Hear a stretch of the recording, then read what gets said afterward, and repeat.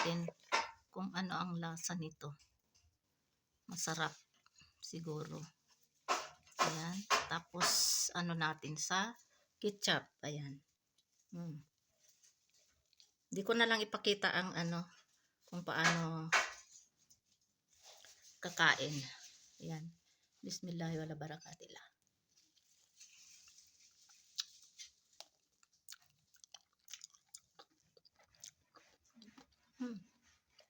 Sarap.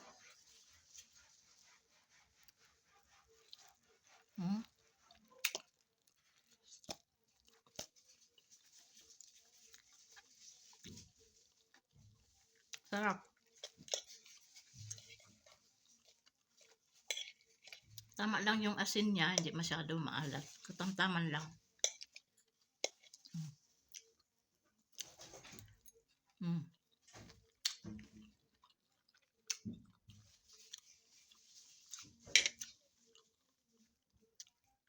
Pwede pang merienda, pwede ano pang ulam. Ayan. Sarap. I have one piece of what you call this? This zucchini. I don't know how to pronounce this. We call this one in here in Pakistan, in our village is alora, and maro. This is maro. So I have one piece of this one. I remove already from up, and this one. So what I will do is I have to slice like this.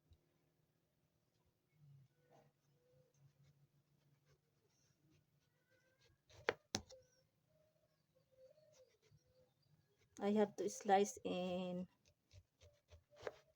like this.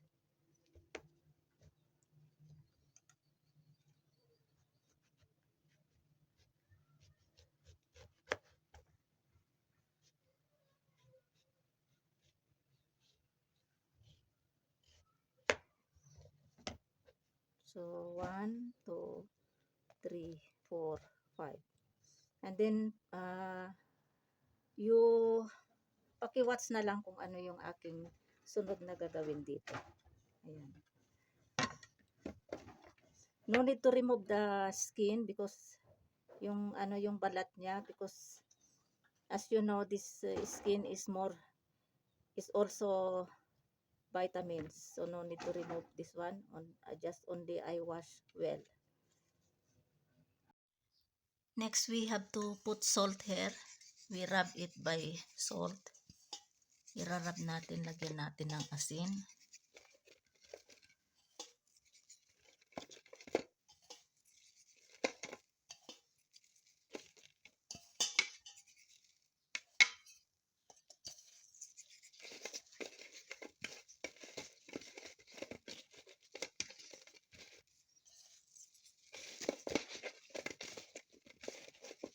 And then we leave this one for 5 to 10 minutes.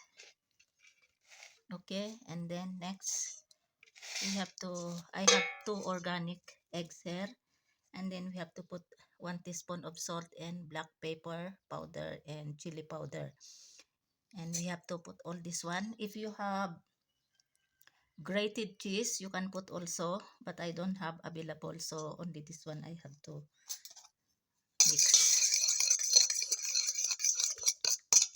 So we do like this.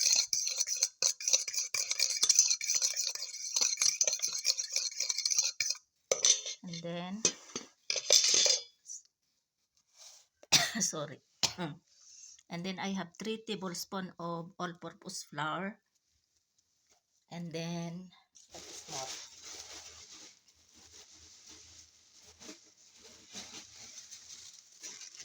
And this is breadcrumbs. This one, 2 pieces of breadcrumbs like this. I broke like this. Tawag dyan, ganyan ko yan. So we have to mix this one here, and then we have to mix like this.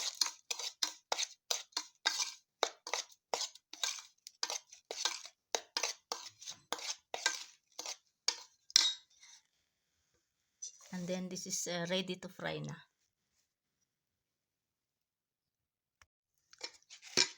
Ito nilagyan ko ito ng asin.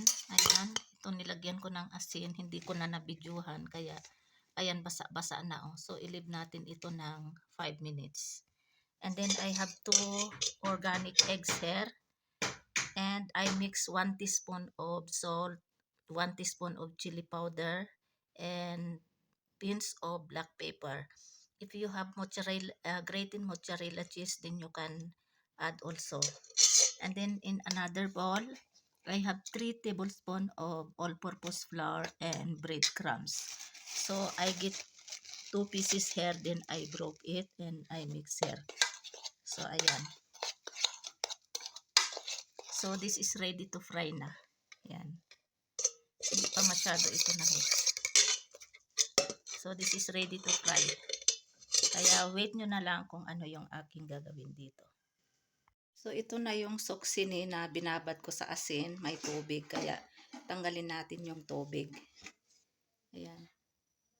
Ayan may tubig. Kasi ano binabad ko. So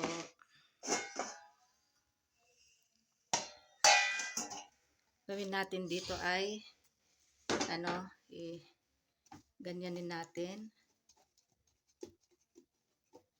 And then ilagay dito sa ano na mix na nabati na eggs. 2 eggs. Ayan. Try natin kung anong lasa.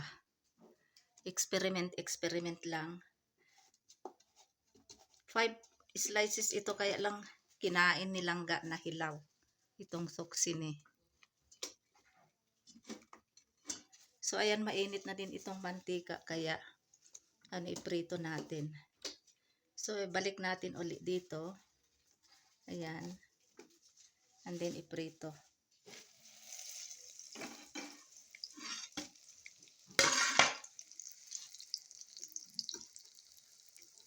Ano kayang lasa? Ayan. And then balik ulit dito.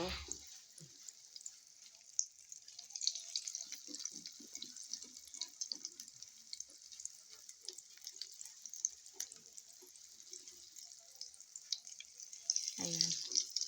Try ko lang ito kaya 1 piece lang itong ano, trinay kong suksini.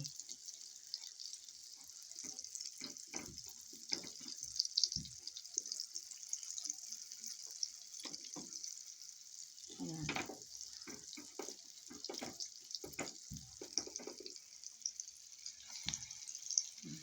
Tapos ano, ibaliktad natin.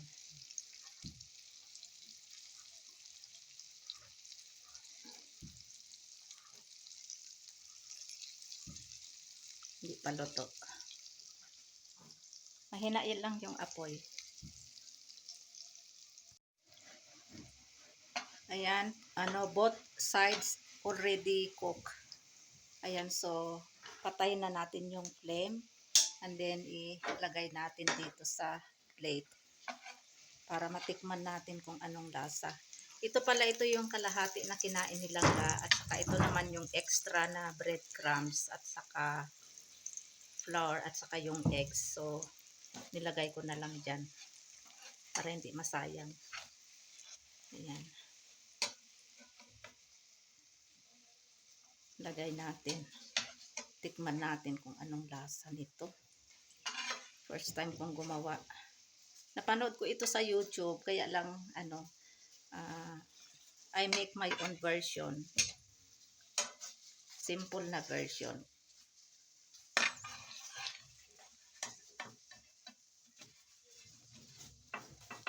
Ayan. Ayan.